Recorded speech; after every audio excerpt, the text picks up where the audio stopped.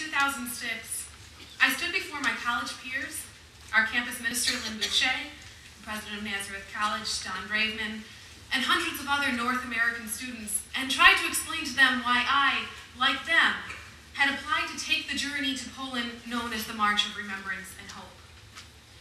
Days away from walking through concentration camps with students, historians, and Holocaust survivors, I believed that I needed to journey through this hell and come out on the other side to prove to myself that, quote, with all its sham, drudgery, and broken dreams, it is still a beautiful world.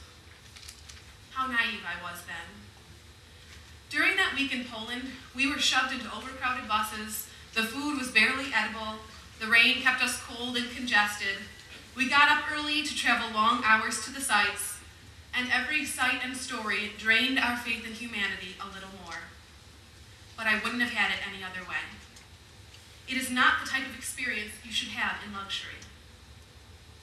Despite our hunger for a satisfying meal, no one dared complain that she was starving, because we knew that we had no clue what true starvation felt like. No one dared complain that she was exhausted, because we have never worked 20 hours a day and then were forced to stand in a cramped cell through the night. Almost 1 year later, and the experience still haunts me daily. I'll find myself thinking something innocent like, gee, it's cold out here. And suddenly I'll wonder, it must have felt so much colder wearing threadbare prison uniforms and bare feet. I'll grab some Tylenol to quell a headache, and I'll think, how unbearable must it have been to work through sickness with no medication? To be honest, sometimes I regret taking the journey because of the pain I feel now. But then I remember Maud Dame, Irving Roth, and the many other survivors who traveled with us, who voluntarily stood on the ground where they were tortured and their loved ones were killed, and continue to tell their story over and over again to educate the next generation. I remember their strength, and I can no longer feel sorry for myself. For those of us who traveled to Poland last May, many still struggle to share their experience. As a middle school teacher at my alma mater, Our Lady of Mercy High School, I knew that I would have to face it again, because part of my curriculum would be to teach the Diary of Anne Frank. A few weeks ago, I shared with my 8th graders my personal photographs and stories from the trip. Normally very silly and giggly, these 13 and 14-year-olds were completely subdued and engrossed in my talk. Although I gave them time to reflect in their journals, some of them still took the message very much to heart. One student's reaction still sears my heart. She was normally vivacious and spirited, but after the presentation of my trip to Poland, this particular student was completely deflated. In the period following our English class, she was inconsolable and unable to function in class. Devastated, I went to comfort her and apologized profusely. It hurt me so deeply to know that I had caused one of my beloved students such heartache. The students were asked to organize their original reflective writing pieces in the form of a tribute poster to memorialize the victims. Some of these posters are displayed outside in the hallway. When the projects came in, the work these students had produced was utterly stunning. Some of them wrote pieces so powerful I was convinced that they had walked with me through the camps. Their work brought me to tears, but none so powerful as the work created by that one student who had been affected so deeply. When I told her how impressed I was, she replied, "Ms. McCormack, it was the least I could do for them." With that attitude in mind, I want to share with you the work of one of my other students, Hunter Miller, who wrote the following poem entitled, "The March." Tell them we remember. Tell them we know of their mournful walks to death.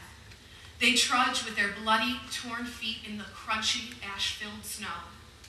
Little do they know, they are trampling on their family's ashes. They scream with agony and pain as they are separated from their life into a world of inhuman hell. After marching miles to a hopeful place, they stand packed outside in the freezing snow, shivering, becoming thinner, sicker. They are marching to their death. They are separated into groups, hoping, praying they would be sent to a work camp. Some sacrifice their lives to stay with their children. They lie and say they have a disease in order to stay with their sick, starving children. They say, at least we die with our children. The poor souls. Their lives were stripped away like pieces of paper blowing away in the wind. Tell them we remember. Tell them we will never understand. I have never cried as frequently as I did during that week in Poland. I have never had so many consecutive emotional breakdowns. But more than the melancholy, it was the guilt that overwhelmed me the most. On our first day in Poland, our itinerary included Auschwitz and Birkenau, the largest of the concentration camps, where 1.1 million people perished. No amount of studying or reading or discussion can prepare you for the horror that was the largest death factory operated by the Nazis. By the end of that day, I could no longer even find comfort in the presence of my friends and peers. Leaving the last crematorium, I was weighted with the most terrible melancholy I have ever felt. I walked alone down the tracks leading out of the infamous archway of Birkenau, a path few people who went into that camp were ever able to take. I walked each individual board deliberately and thought of each individual person who perished there. Each step I took down the tracks, I whispered, "I'm sorry, I'm sorry," as if their deaths were my fault. I suppose I felt that if I apologized enough, then I could fix this piece of history, erase the past, make amends for the perpetrators. When the tracks ended, I turned back and realized that, despite my apologies, nothing had changed. The camp still stood, the victims still buried. And then, as if on cue, the sun broke through the clouds, casting a brilliant light on the rails.